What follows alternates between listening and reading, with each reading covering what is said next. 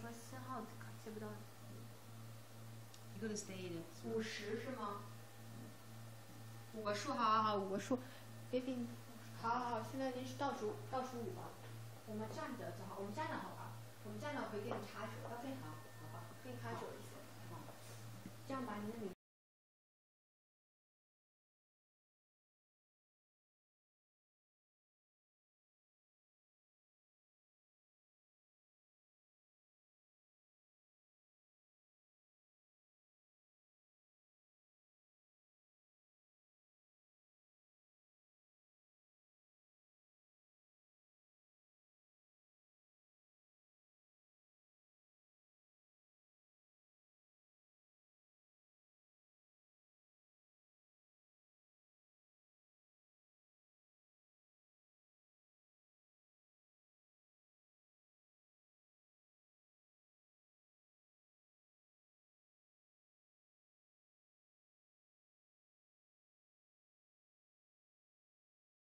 Hi Vivienne, thank you for joining us at CGTN today. So right here, we're here at the China Fashion Week 2017. We have Vivienne Tam here who flew in from New York. Thank you, Grace. Yeah, Vivienne, so is this your first trip to China, to Beijing? I'm assuming not. You're from China actually originally. Tell us about your story. Yeah, I was born in Guangzhou. I'm a Chinese, but I moved to New York like 20 years ago, and then I pursuing my fashion. At that time, it's quite difficult to have your own brand, and your inspiration come from China, and make in China is quite difficult. Everybody told me that you're not gonna make it because Chinese always love foreign brand. But I really believe I love the Chinese culture, and I want to learn more about Chinese culture, and especially because I grew up in Hong Kong, I don't know Chinese culture that well. When I first visit China, I said, wow, this is an amazing country, the arts and craft, the painting, the landscape. I feel really, this is a place where I really get so much inspiration. I want to be who I am. I want to do what I love, and that's how I become, today. And I did not know that I'm, creating a brand or develop a brand. I just love what I'm doing, and I want to do something. I want to change, I want to change the perception of people, how they look at China at that time, and I want to do something. I want to be who I am, and I love making clothes, and I want to use making clothes as a vehicle to share my love and craftsmanship to the world about China and the arts and crafts, through my work. How did you get into fashion? Because I've read from articles that you started making your own clothes and dresses at a young age of 8 or 9. Yes, yeah. How did you evolve this into a career? Very naturally, because I love making clothes. I love to dress up. I want to be very different, I want to dress up, making my own jewelries, making my own bags, and make my hair look different every day when I go to school. I love making clothes. I love using my hand, and my mother is my idol. People ask me, who is your idol? I say, a lot of people using like celebrities or stars, and I think my mother is my idol, because I watch her making her own qipao. That's how I started. I make our own clothes for Chinese New Year because we don't have money, and then we make our own clothes. My mother would say that this is the only one, because we make our own clothes, we find the scrap materials from like a free market, like make our own clothes is only one piece in the world, we're so individual. That's how I started, and I love making clothes. I love using my hand. I want to feel the material, feel the feeling of it. It's very important. I just love that. Everything, I make everything myself at that time. It's a very inspiring story. Oh, thank you. You're known to have the style of East meets West, of kind of getting inspirations and elements from both like the East and the West. You mentioned yourself, you grew up in Hong Kong, so that's been an influence. Yes. So what kind of elements do you pick from the East? What kind of elements do you choose from the West? And why did you choose these elements specifically? It's really difficult to specifically say which element I take, from China, Hong Kong, or the West. No, it's very difficult. I was born in China. I grew up in Hong Kong, and I went to America, and it's all it's me, you know, it's who I am.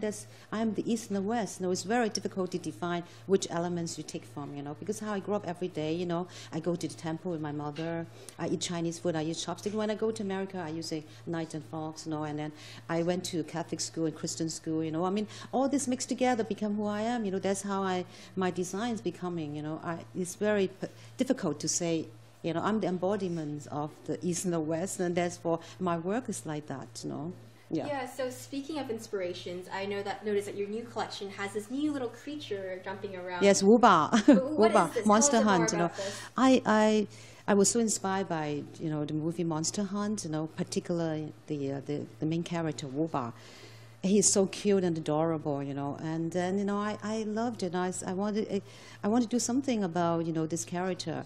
And because I love about, you know, the message behind the movie is all about family, love, you know, friendships and hope, and I just love that message, and the scenery of the movie, the landscapes, the water and mountains is so beautiful, and then, you know, I incorporate all those sceneries into my imagination of prints, textiles, and like embroideries and patches, you know, and then with my fabric, you know, and the lace and denims and all mixed together, and the silhouette's very floaty and very relaxed, and has very feminine, you know, and a lot of fun too.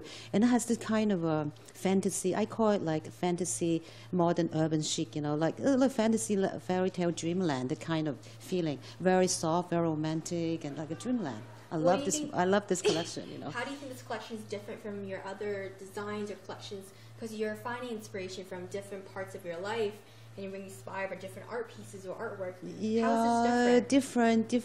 Because I love this character, and it's my friend, you know, Ramen. You know, Ramen Her is a film, and also my friend produced it, Bill Kong. I love them very much, and I'm fans of their work, and I think this is like really great to introduce, you know, this Wuba character to the West, you know, and because my goals in my work and my mission is to promote and to 发扬光大，把中国的元素 Chinese element, you know, to the Western world, you know, and I think that's my mission and passion, and I'm the bridge, so I'm very excited doing that. And of course, each collection will be something different, you know, to really like to explain, you know, because I'm a designer not just about fashion. I'm a designer, you know, brings in culture and brings, you know, the lifestyle, you know, to who we are, you know, and then, you know, I believe that, you know, women, I mean, a lot of people ask me who's your ideal customers. No, my ideal customers who are like, they are like independent, they love culture and they love traveling, and they are not fashion crazy. They might like fashion, but they're not follow the trends. They have their own individual styles. They love and mix and match. They travel. They mix my pieces with what they're collecting from while they're traveling. You mentioned in my next question Yes, anyways, yeah. You talked about who you want to dress. Yes. So who would be the ideal person, or who do you think would love your collection? I think, you know, the people that love my collections, they're loving person, they have compassion, they love traveling, they're very individual, they are passionate people, they love art and culture. There's people that, you know, that, because I always tell my assistant that, you know, when we do my work, we have to put our love. We love what we're doing, that love through our work, and then the person who sees, you know, they receive the feeling of that love, you know, for our work. You know, that's how Wuba, and that's how I work. That's why we were working together for this collection.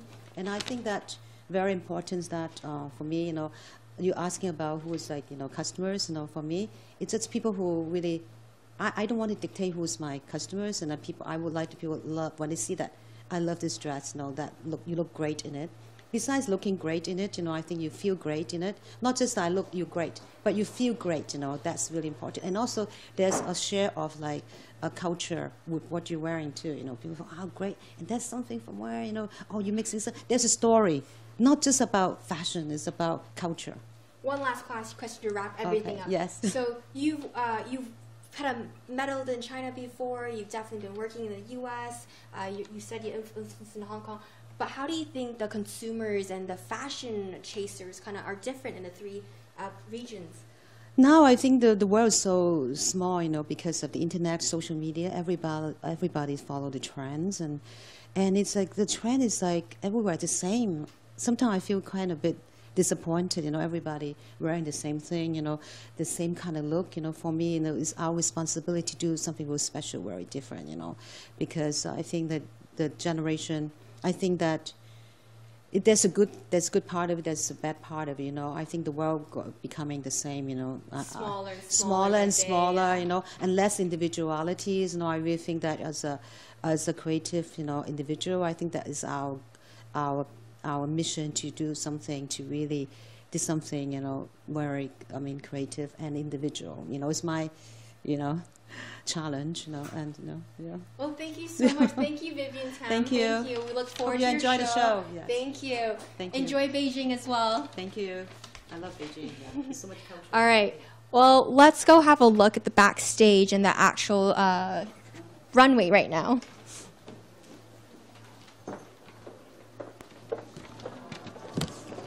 So this is where the venue is. It's called the Beijing Hotel.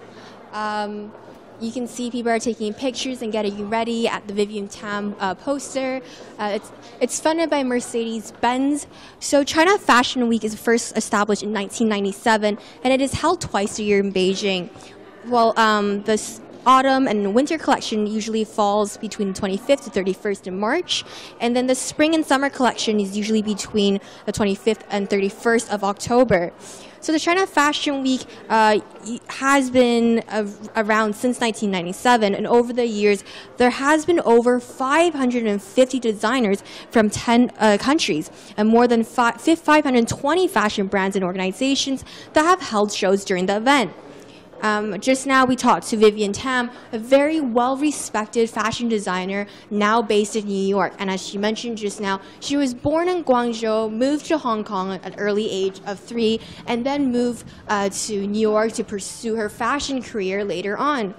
So within 20 years, the China Fashion Week has become not only a top-rated platform in China for fashion designers, ready-to-wear, accessories, styling, and other new designs and technologies, but also captured a huge platform for promoting brands, displaying originality, and broadcasting fashion trends. So now here is the venue. This is where the runway is. Let's have a look. This is currently the German brand L'Oreal. They're having their rehearsal.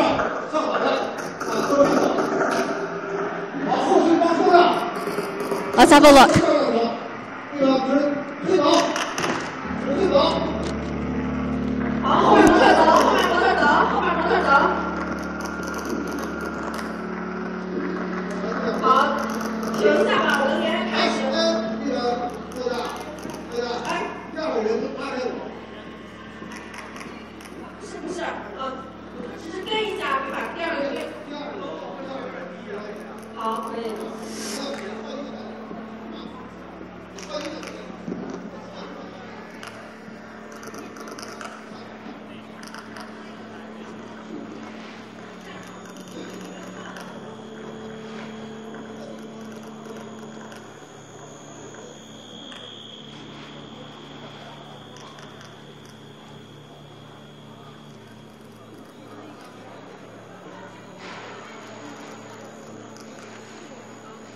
出将也回来一下。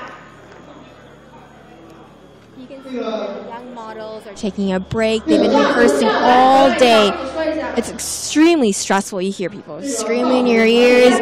Lights, camera, everyone getting in place. Let's take a look into the backstage. We have exclusive access to this. All right. The director is kind of mad right now. Lights are off. It's crazy intense in here. So we're going to take this little back alley and we're going to have a look, peek into the backstage. All right, get our lights ready. All right, I'm going to unveil the backstage. So it's a lot less organized than what a lot of people might think it is. Gonna go under this rack. A lot of the ayis are in the back. They've been getting ready and they're extremely tired as well. They've been prepping all the clothes, steaming everything, ironing everything. This is the makeup room over here. We have our makeup artists in the back. They're taking a break as well. This is where all the models come, get their makeup professionally done, their blowouts, their hair, big hair. This is all the list, the rosters of all the models.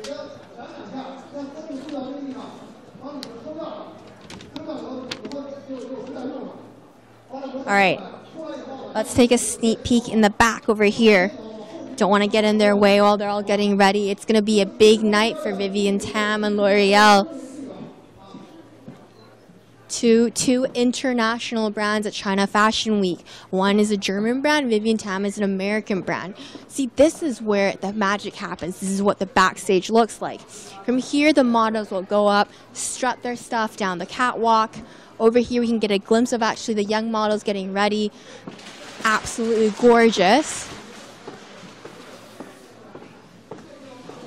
Let's have a look over here. They're all lined up. They're going to get ready for their show. Can maybe like the camera show that?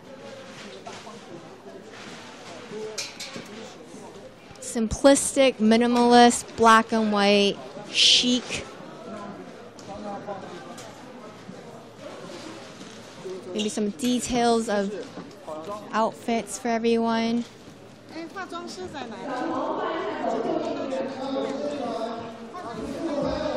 Oh, the music's starting.